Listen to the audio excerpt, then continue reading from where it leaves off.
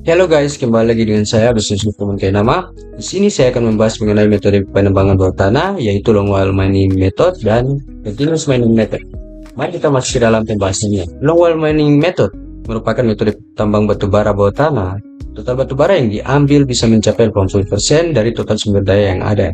Metode ini merupakan metode dari Eropa dan diadopsi ke US. Merupakan metode yang berdirikan pada pertengahan tahun 1950. Sebelum ini, tambang batubara US menggunakan metode room and pillar. Kemudian menurut penerapannya, ada pun syarat-syarat yang harus dilakukan sebelum menggunakan metode tersebut, yakni lapisan batubara memiliki dip yang datar, mempunyai ketebalan batubara sekitar 2 meter, memiliki kedalaman kurang lebih 100-300 meter, dan memiliki kondisi geologi yang aman. Oke, setelah pembahasan dari syarat-syarat dan metode yang telah digunakan, tambang bawah tanah terdiri dari portal, pintu masuk dan keluar tambang, saluran utama, saluran subutama, panel, dan permukaan kerja. Panel-panel tersebut merupakan bagian kerja dari operasi produksi. Tergantung pada metode penambangan, suatu bagian kerja dapat memiliki satu atau lebih permukaan kerja. Kemudian, aktivitas penambangan yang secara tradisional dilakukan memajukan permukaan kerja lebih jauh ke dalam lapisan batu bara disebut operasi unit, meliputi pemotongan, pengeboran, peledakan, pemuatan dan pengangkutan batu bara dari posisi permukaan saat ini ke posisi jarak maju yang direncanakan. Mendukung atap yang baru terekspos dan memperluas pengaturan ventilasi serta utilitas lainnya ke permukaan kerja yang baru dianggap sebagai operasi unit.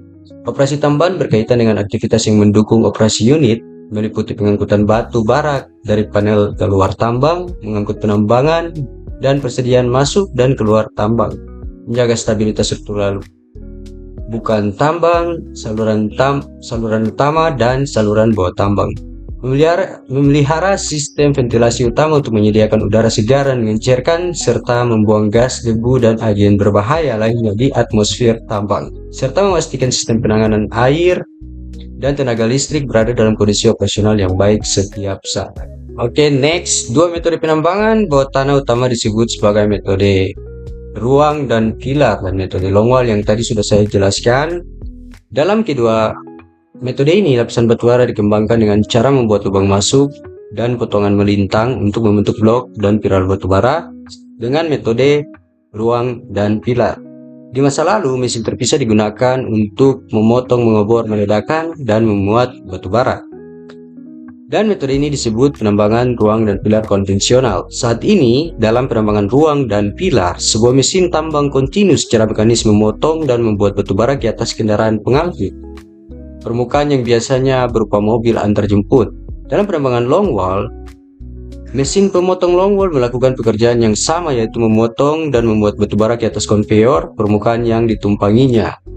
Pengenalan penambangan longwall modern di Amerika Serikat relatif lebih baru, sekitar 60 tahun yang lalu. Dalam tambang kamar dan pilar, panel yang terdiri dari 4 atau lebih entry paralel didorong ke batas panel yang telah ditentukan sebelumnya. Penambangan kontinu digunakan untuk memotong dan memuat dan mobil antarjemput untuk mengangkut batu bara dari penambangan ke pengangkutan antara. Potongan silang didorong pada interval yang sesuai untuk menghubungkan entry, menciptakan pilar. Ukuran pilar sering ditentukan oleh keputusan apakah akan memulihkan pilar disebut penambangan mundur dan pemeliharaan atau tidak.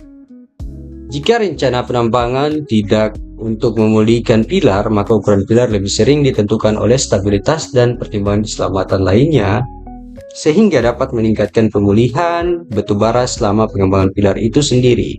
Oke, mungkin itu sekian pada video kali ini yang saya bahas mengenai longwall mining method dan continuous mining method. Jika ada salah kata, mohon dimaafkan dan see you!